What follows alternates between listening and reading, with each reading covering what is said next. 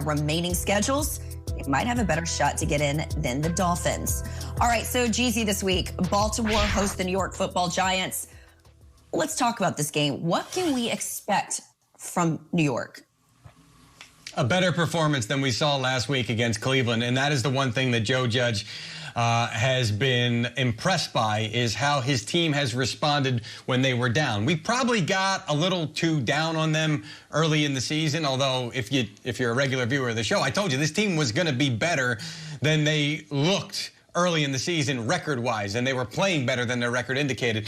Well, now they got too high after that Seattle game, and Joe Judge had to remind these guys, hey, here's why we were winning, because we were putting in the work and doing everything we needed to do. Well, now that they've been knocked back down, I would expect them to rise up here with Daniel Jones, and yes, I expect Daniel Jones back under center for this team.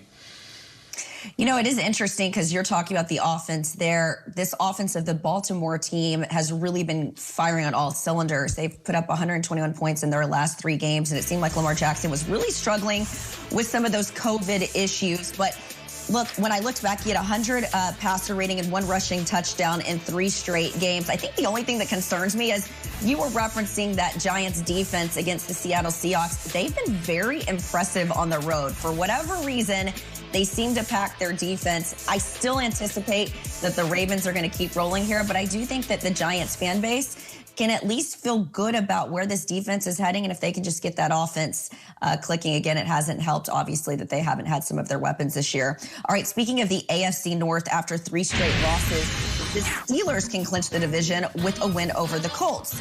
Now, they can also do that with a Browns loss to the Jets, but a Steelers loss and a Browns win means those two play for the division in Week 17. You guys keeping up with me? I feel like we need a flow chart here. Sean, how can the Steelers save their season? And I find it hard to believe that I'm saying that given the way they started this season. Yeah, Jane, they got to stop sliding down the roof like Santa did the other night. It's time now for a little shop talk presented by Lowe's. And for all you young dads out there, I hope you didn't have to use any power tools putting all your kids' stuff together. It's always easier when it's just a little screwdriver and a hammer, nothing electric. You don't want anything to go haywire like it is done for the Steelers. All right, 3 straight losses after 11-0, and we're talking about can they go 16-0. Let's go into the locker room. Let's bring our tools. Let's bring our table saws. Let's bring our hammers.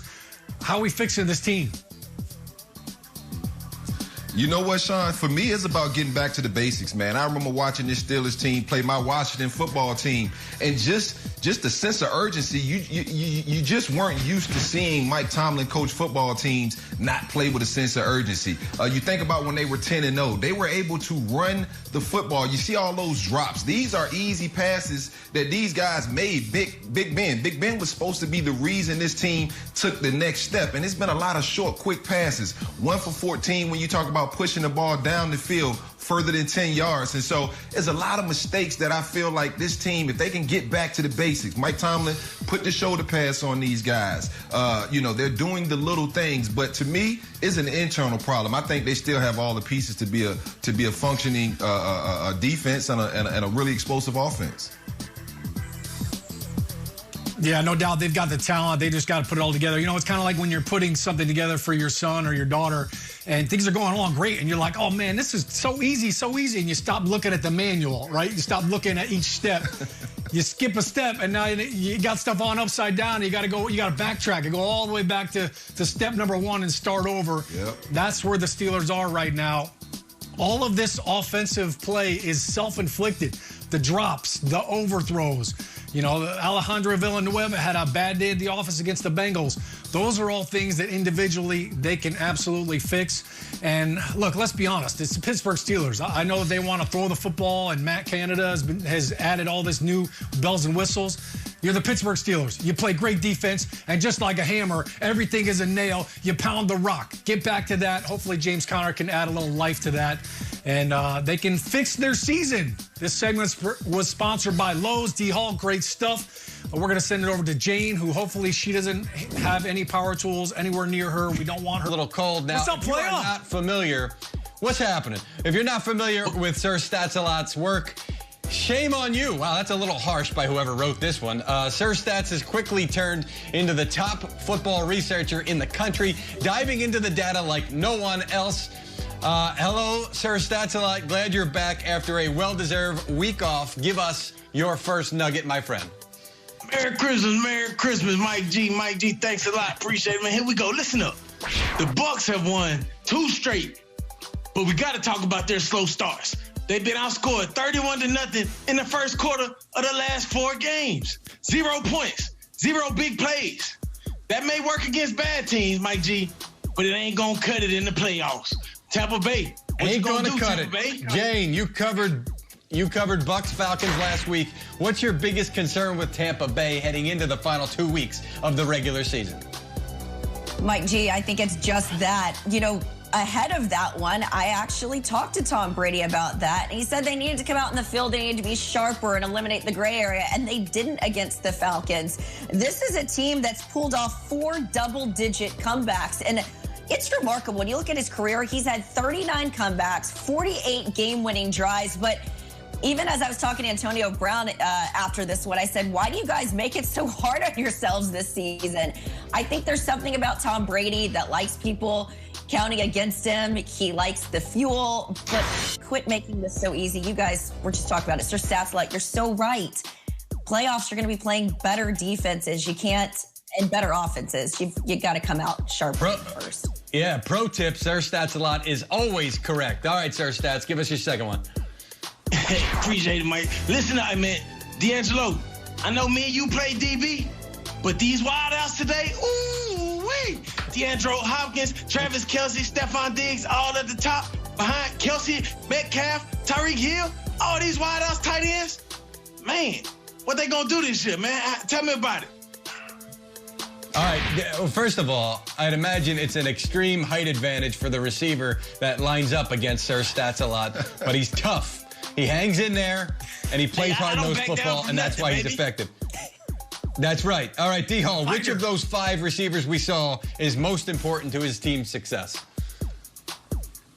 And look, before anybody starts attacking me on social media, all of these dudes are studs. You can't go wrong with none of them. But when I think about Tyreek Hill and that speed element, and then you pair him with Patrick Mahomes, he's probably the lone reason Travis Kelce is on that list at the tight end position. Because you can't just single cover Tyreek Hill. He just requires so much attention when you think about speed and misdirection and everyone on the team. Nobody wants to be on Tyreek Hill's highlight film. So they understand that deep ball is always on the table. Look at that backflip right there. That man smooth as butter. It's beautiful. Do not attack him on social media, although if you wanted to, he's at DeAngelo Hall 23. Sir Stats, your third and final nugget, my friend.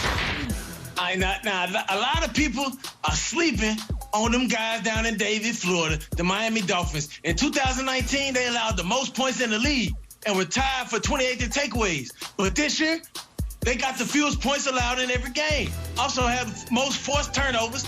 Put some respect on them, man. Miami, what's up? 305, get live. Hey.